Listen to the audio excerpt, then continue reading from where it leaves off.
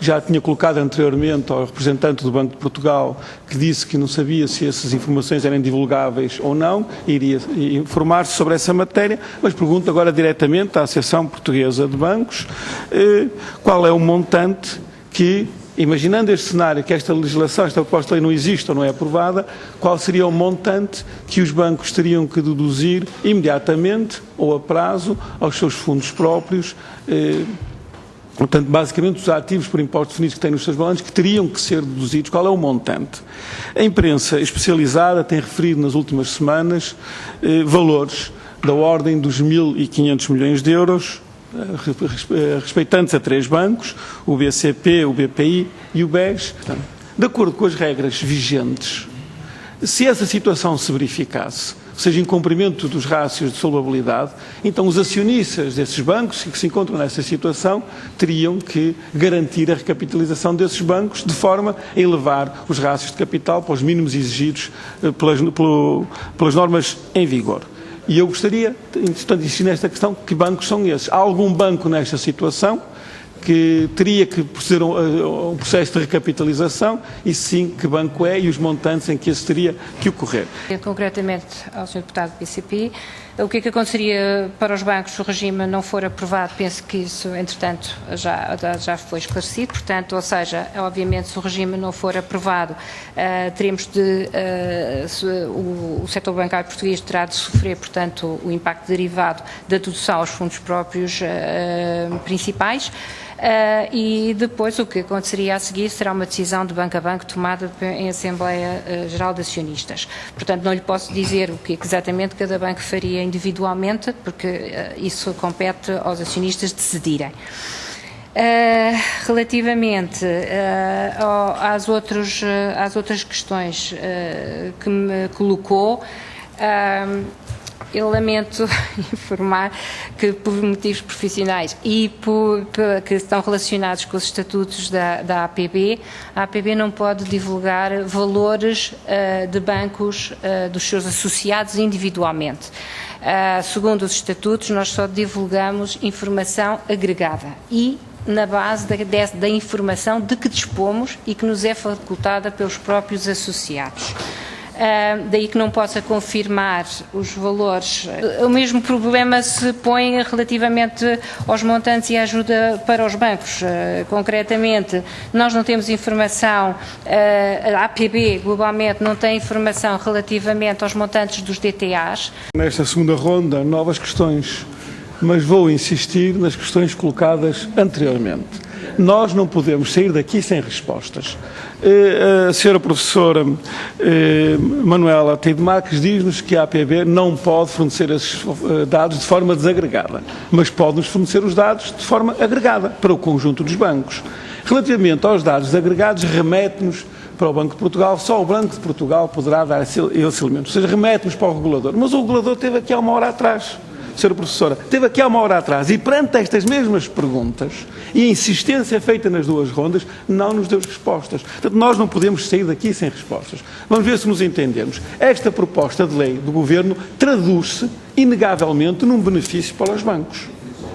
Traduz-se inegavelmente num benefício para os bancos, que nós não estamos a conseguir aqui quantificar, porque quer o Banco de Portugal, quer a Associação Portuguesa de Banco, não quantificam este benefício. E há um benefício para os bancos e há um risco para o Estado. Ou quem fala do Estado fala dos contribuintes. Portanto, os contribuintes poderão ter que pagar, no caso de, como já foi referido aqui, as ações forem alienadas com menos-valias, há prejuízos para o Estado, que depois são levados a déficit orçamental e serão os portugueses, com os seus impostos, que irão pagar. E, portanto, se há um benefício para a banca, com eventuais prejuízos para os contribuintes, estes dados não podem ser sonegados.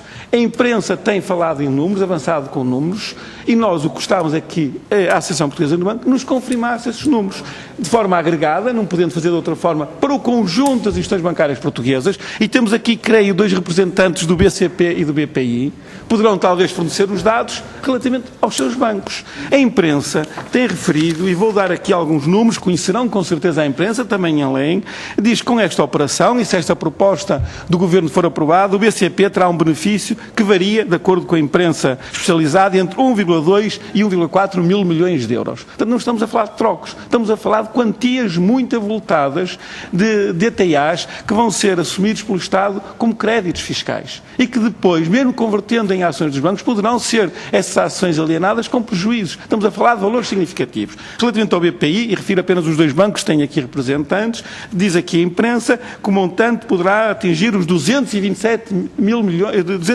milhões de euros. O que nós gostaríamos é que a APB e os bancos confirmassem qual é o benefício que vão ter com isto.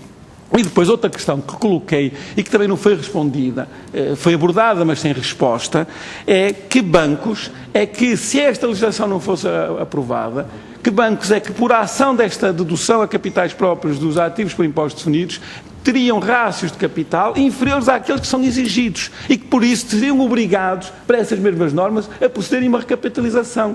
Porque o que estamos aqui a ver é que o Estado, o Governo, com esta proposta, evita que os acionistas dos bancos cheguem à frente e eles próprios têm que proceder à recapitalização. O Estado substitui-se aos acionistas privados dos bancos. E isto, obviamente, é uma questão muito importante. E pode-se perguntar se os acionistas têm capacidade para a recapitalização. E a propósito disto, queria lembrar aqui uma audição feita com o Sr. Fernando Ulrich, Presidente do BPI, há cerca de 2 anos, a propósito da recapitalização do BPI. E eu perguntei-lhe se o BPI, ou os acionistas do BPI, tinham capacidade financeira para proceder à recapitalização. E a resposta, que se encontra gravada em vídeo, está disponível no YouTube, é a seguinte: sim, claro, os acionistas do BPI são instituições financeiras internacionais de grande dimensão, têm capacidade para proceder a essa recapitalização, mas não é a sua prioridade. E como não era a sua prioridade, o Estado, bem, avançou e fez aquilo que competia aos acionistas privados fazer. E, portanto, neste momento, o Governo está a avançar com uma forma de recapitalização encoberta, encapotada, muito mais, de escrutínio muito mais difícil, e é preciso que os portugueses, porque o Estado assume riscos nesta operação, é preciso que os portugueses conheçam quais são os benefícios para cada um dos bancos envolvidos. E, portanto, essa resposta não pode ser negada aqui. E é extremamente frustrante que temos 2 audições seguidas, Banco de Portugal e agora a Associação Portuguesa de Bancos, e que saiamos daqui sem qualquer resposta sobre esta matéria. Portanto, se não podem dar os valores agregados para todos os bancos, pelo menos o valor agregado para o conjunto dos bancos, e a APB pode fazer isso, e os representantes dos 2 bancos aqui presentes, BCP e BPI, os valores desses bancos. Qual é o benefício para eles? Muito obrigado. Responder agora diretamente ao Sr. Deputado do PCP, dizendo o seguinte, portanto, eu reforço mais uma vez, portanto, a questão que disse, por estatutos, nós não podemos dar os valores individuais dos bancos, e as pessoas que aqui estão comigo,